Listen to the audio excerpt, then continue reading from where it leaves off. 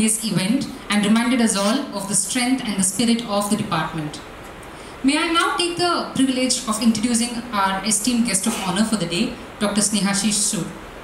Dr. Snehashish Sood is a senior journalist and media academic. He retired in the rank of the Additional Director General of Doordarshan. He has been appointed Professor of Practice at St. Xavier's College, Kolkata. He is associated with several universities and national level media training institutions as a guest faculty and Board of Studies member. He is an empaneled trainer of Asia Pacific Broadcasting Union, Kuala Lumpur, and has conducted several training programs abroad. He was invited by Keio University, Japan, as global guest faculty. He was an honorary fellow of Maulana Abul Kalam Azad Institute of Asian Studies, Government of India.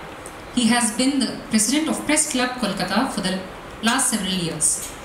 Dr. Sood did his Masters and PhD in journalism from Calcutta University, PG Diploma in Public Relations from Bharatiya Vidya Bhavan, and PG Diploma in Media Laws from Nalsar, Hyderabad. He has presented many papers in many international and national seminars, authored several books, and received many awards, including the prestigious M.B. Kamath Memorial Award for Lifetime Achievement in Journalism. He has travelled abroad on several occasions as part of the journalist delegation and has accompanied many presidents and prime ministers in their foreign trips. He has also covered many important assignments in different parts of India and abroad. We are truly honoured and thrilled to have you amongst us today, sir. I request Dr. Sood to kindly take the stage and address this gathering with his valuable perspectives. Yes, sir.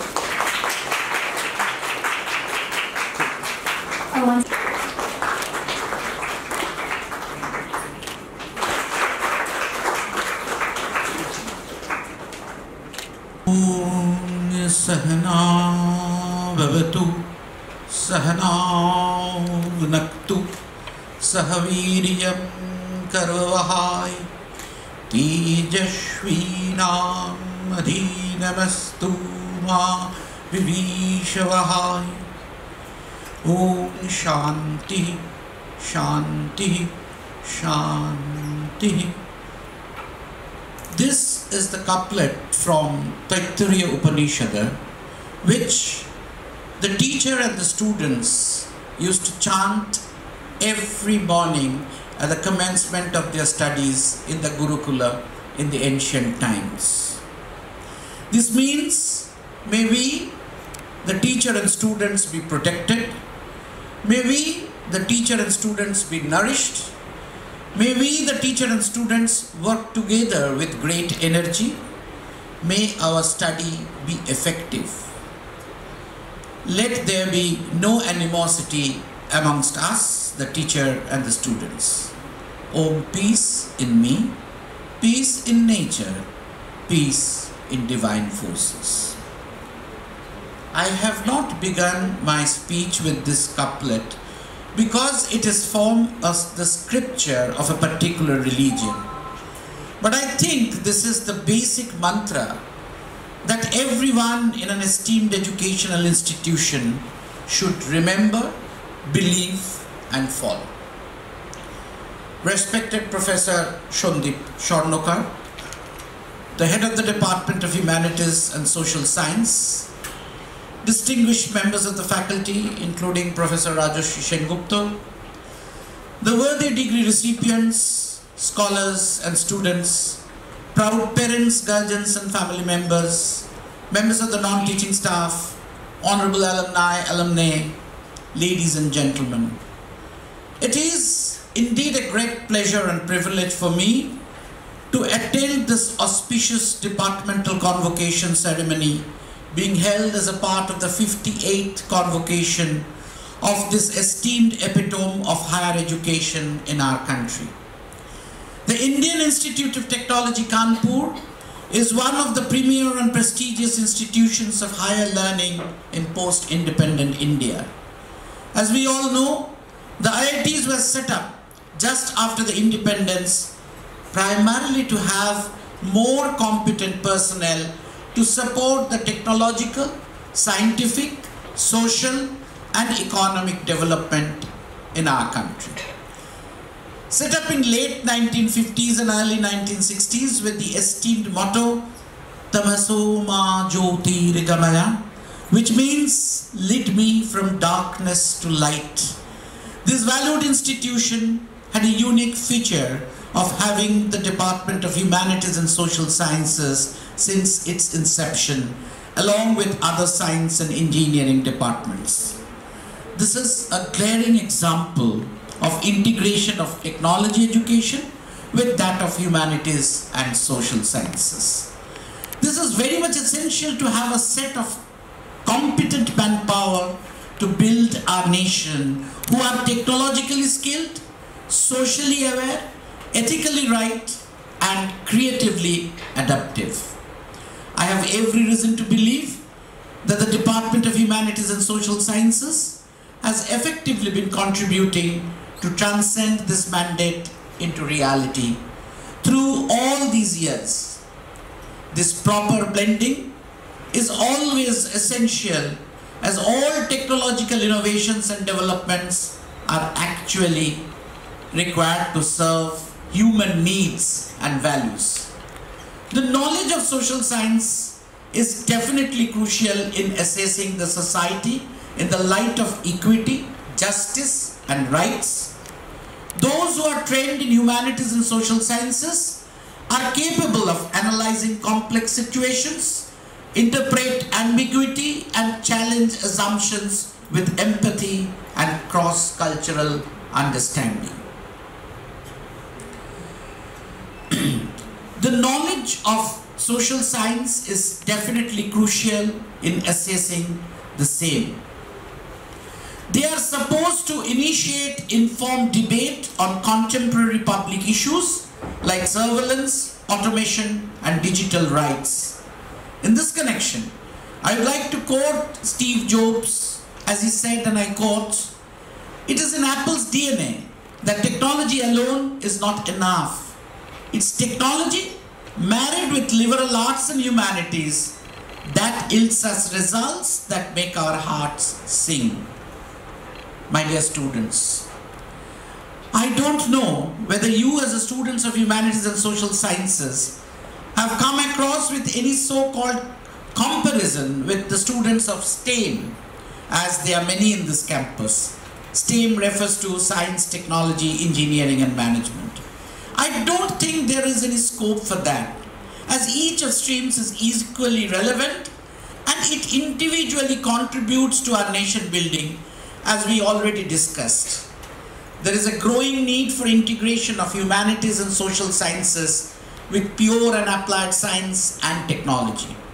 I'm sure that you have already felt that interdisciplinary studies and research is the need of the hour. The newer areas like digital ethics, climate justice, or data governance are some in that line. It is heartening to know that here science and technology students are required to take courses from humanities and social sciences.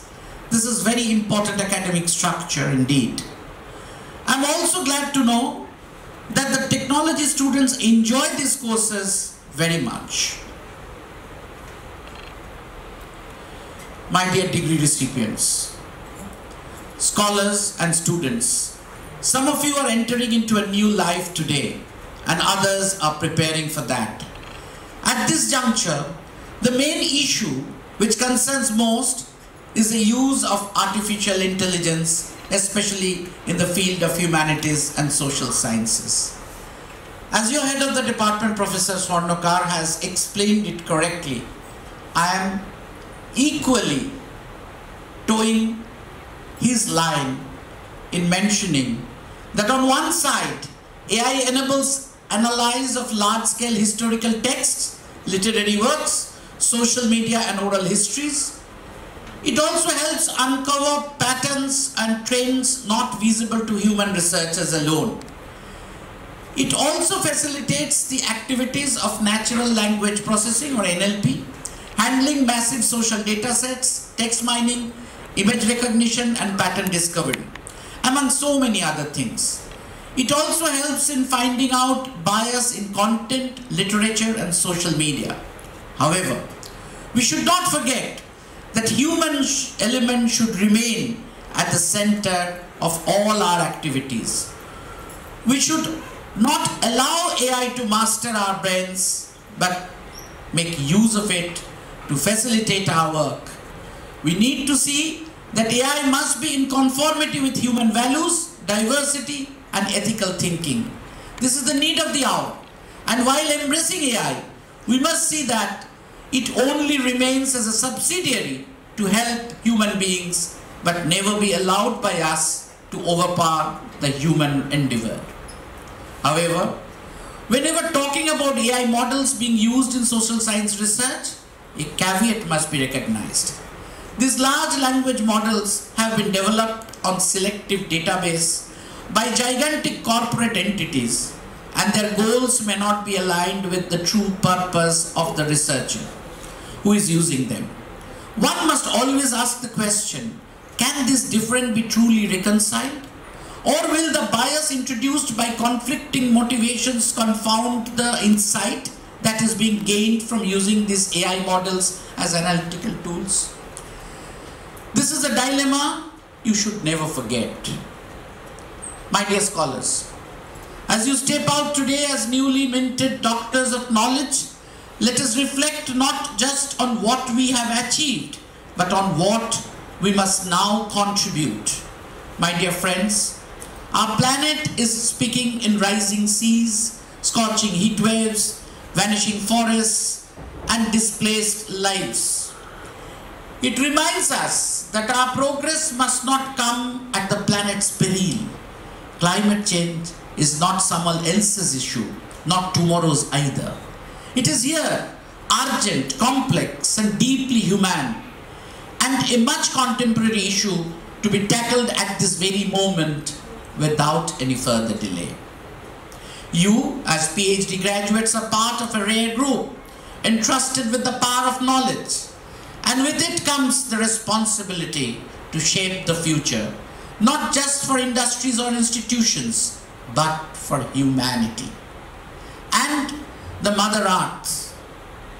No matter what your discipline is, be it science, arts, technology, humanities, and social sciences, ask yourselves, how can my work contribute to sustainability, equity, and environmental justice?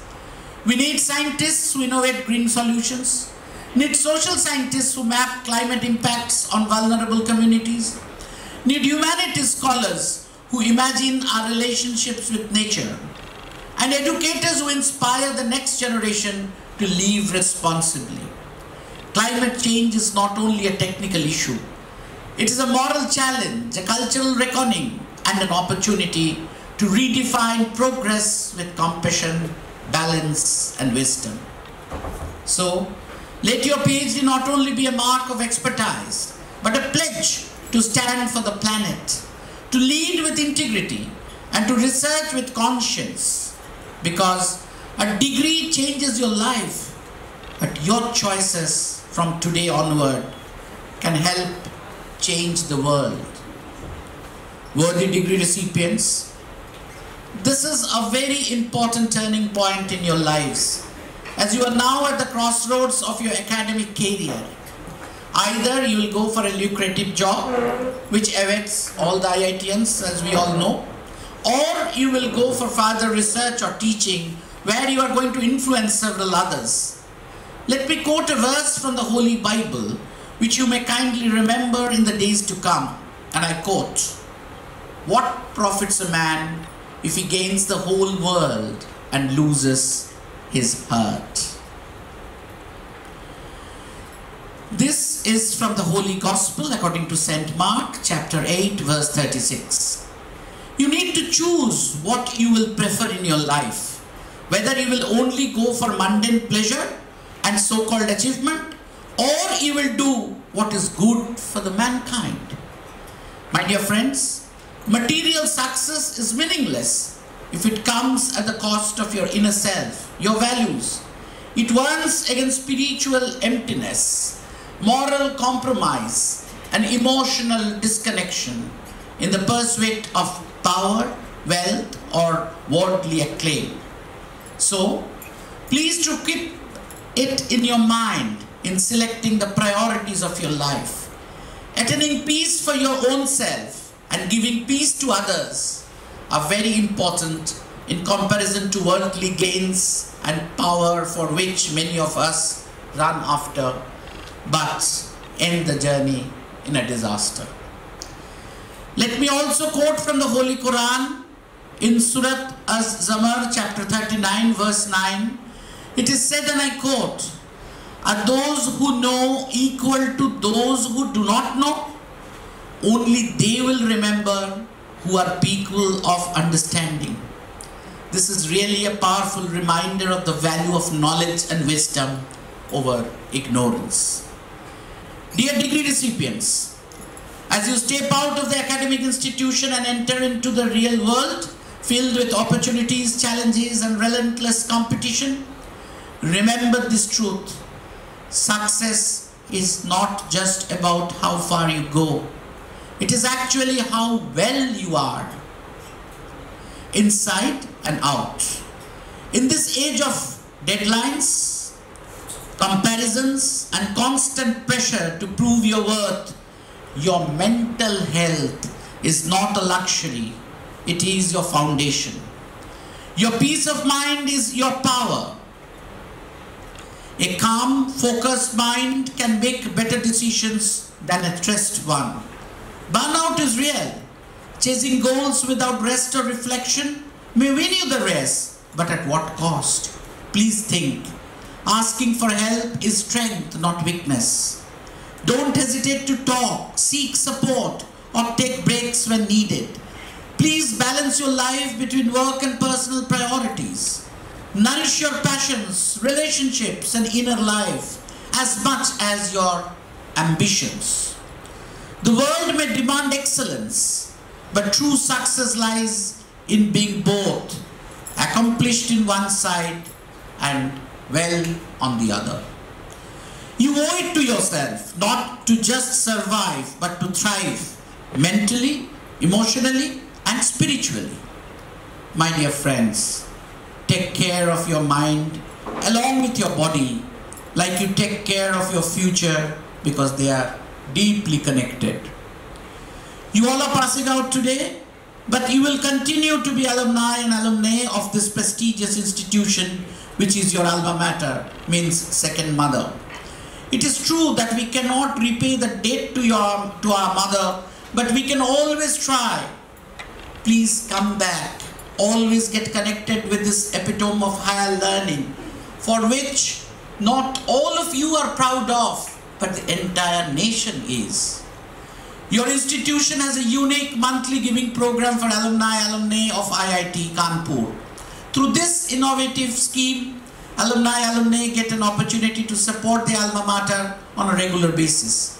This voluntary effort aims to benefit future students and enhance the overall impact of the institution. Please try to think of the cost which the nation has paid for you, and in turn you are required to repay to the nation for creating the opportunity for others to study in this epitome of higher education. Otherwise also, you must not forget that the nation and its people have supported you to study in this super specialty institution of higher education. And now the time has come for you to repay. However, this repaying can be done through various ways. If your aim and priority in life and work remain targeted to the development of the marginalized and downtrodden, it will speak of your values in life which you have acquired in this esteemed institution. Before I conclude, it's my humble duty on this auspicious occasion to remember myself and remind you of some thoughts of some stalwarts of our country, especially what they have envisaged on education. This will definitely give you an idea of what education actually means. Let me begin with Swami Vivekananda. As he said, and I quote, "We want that education by which character is formed, strength of mind is increased, the intellect is expanded, and by which one can stand on one's own feet," unquote. I don't find any need to explain this to this august gathering, but would only like to highlight some of the factors which Swamiji wanted to say. such as character formation, strengthening of mind, afflicting the intellectual pursuits, and ultimately attaining self-sufficiency in all aspects. This is the complete emancipation of education as taught by Swami Vivekananda. Let us now come to Gurudev Rabindranath Tagore, and I quote, "The highest education is that which does not merely give us information, but makes our life in harmony with all existence," unquote. See what he says. He preaches us to find the harmony of our life with all other existence, and I believe you understand how important and crucial it is in the present context. The renowned educationist and former President of India, Dr. Sarvapalli Radhakrishnan said, and I quote, "The aim of education is not only to gain knowledge, but to use it for the betterment of society," unquote. You see what he termed as objectives and goals of real education. It is ultimately the betterment of the society. That is the output and outcome of education. My dear friends, there are many such important sayings on education by legendary personalities. But I deliberately brought only a couple of them, which will give you a clear idea of the very purpose of education and its manifestation in real life, which you are now going to practice. I would like to conclude with a couplet of Saraswati Vandana, which again speaks of how education needs to be carried. I quote, "Apurvo kopi vandarastava bharati drishyate Bayato vriddhimayati shayamayati sanchayat." This means, what a wonderful repository of knowledge you have, Goddess Saraswati, the goddess of knowledge, which increases by sharing and gets reduced if it is kept confined within oneself. My dear friends, what else can be said today when you are going for a new destiny with all your knowledge and skill? So now you know what is the best way of carrying it forward. At the end, I would like to express my sincere thanks and deep gratitude to Professor Pradeep Swarnakar, Head of the Department and Faculty, especially Professor Monindra Agarwal, and Honorable Director of IIT Kanpur, and all the faculty members and authorities for giving me this great opportunity to share my thoughts here on this auspicious occasion. And I am thankful to all the degree recipients, scholars, students, alumni, non-teaching staff, and especially the proud guardians and parents for giving me a patient hearing. Wish you, the degree recipients, all the very best in your life. Let me conclude by chanting the couplet from where the motto of your institution has been taken. Asatu ma satgamaya tamasu ma jyotirgamaya mrityur ma amritangamaya. Lead me from the unreal to the real, from darkness to light, from death to immortality. Thank you, and Jai Hind.